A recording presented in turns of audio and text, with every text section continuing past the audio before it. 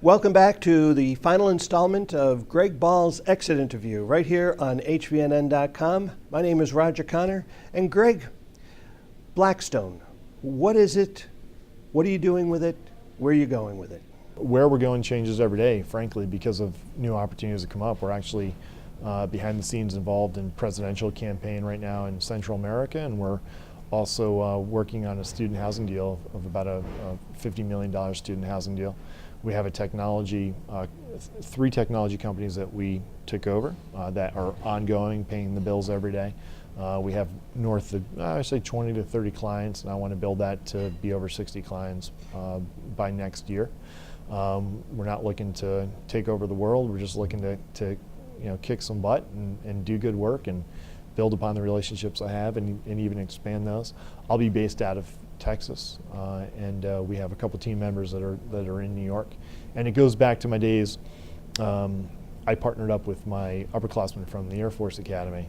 His family was in the banking business, and they sold that bank, and Charlie got involved in real estate development. This is over 10 years ago. Charlie Miles. And he's the one that before I ran for office, I was actually making money.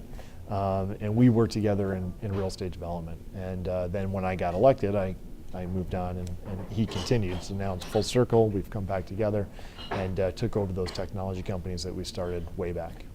So it's technology, yep. It's political consulting. Yeah, the political consulting is a natural for us to be able to do because we already have the technology and the marketing side in-house, but Charlie wasn't doing any political consulting. So now we're just very easily, we're a political consulting company that actually has a technology team in-house and a marketing team in-house, which is really cool. Most political consultants farm out a lot of their stuff. So we can do everything from apps to games to videos to the back end of websites. But one of the cool things that we're doing is we're actually taking demographic consumer data.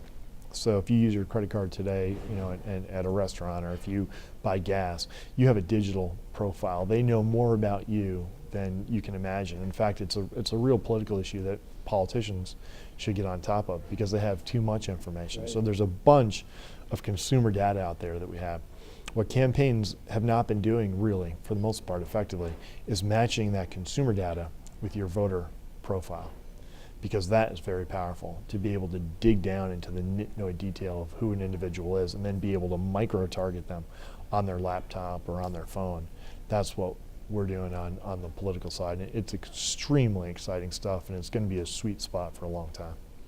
Now, is Charlie still based in Chicago? Is that what gives you that 3-point New York, Chicago? Charlie's in Chicago, and well, trying my best to get him to Texas, but we'll see. His family's been in Chicago for a long time. Mm-hmm. So now, why Texas? I mean, what was the attraction to Texas? Texas is great. I used to be single, and the women were beautiful, number one, so that's always a good thing. The kids still say yes, sir, no, sir, yes, ma'am, no, ma'am.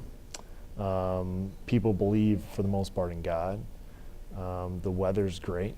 I go to my new hometown on January 1.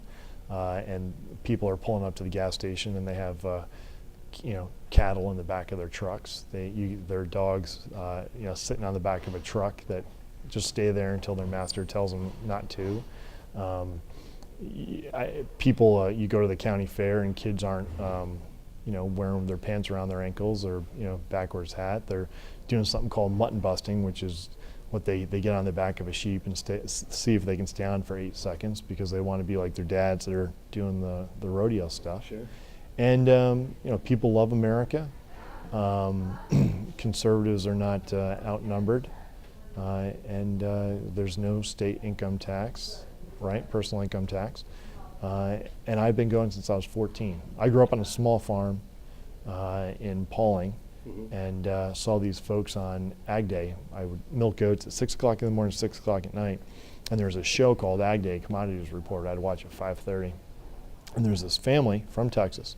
And I said, God, I got to go see these people at a 5,000-acre venison ranch. So I got their names off of the TV. I called the operator, got their information, and waited for my mom to come home for work because she worked nights at Harlem. How old were you at the time? 14. 14, okay. And Mom came home, and I said, Mom, I need your help. I need you to write a letter. She was like, well, for what? And I said, well, I'm going to Texas, but I can't write the letter myself because they'll think I'm some nutty kid from New York. I need you to write the letter for me.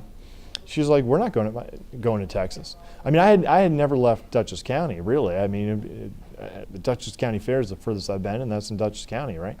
And my dad had never flown. My mom never flew. So, this is kind of a crazy idea. She wrote the letter, and within 3 months I was down there. I got on a plane and really never wanted to leave. Thought I would run down there. One of the gentlemen I met was a state rep then. He's chairman of the Ways and Means Committee now, and we're still good friends. And so I built a network over 20 years. So, relocating to Austin, you're in the capital of the state there. Yeah.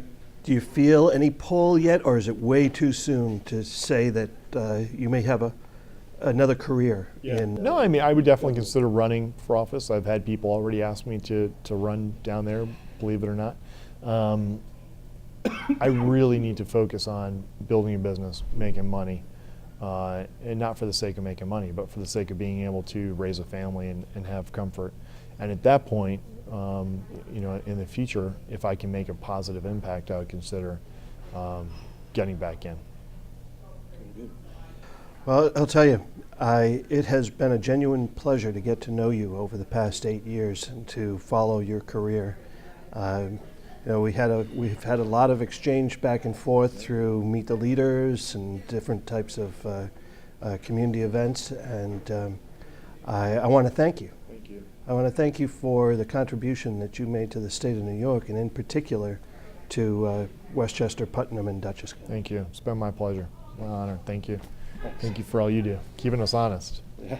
Folks, thank you for tuning in to our 4-part series on Senator Greg Ball's last days in the state legislature. We hope you found it informative. Stay tuned to more local news right here on hvnn.com.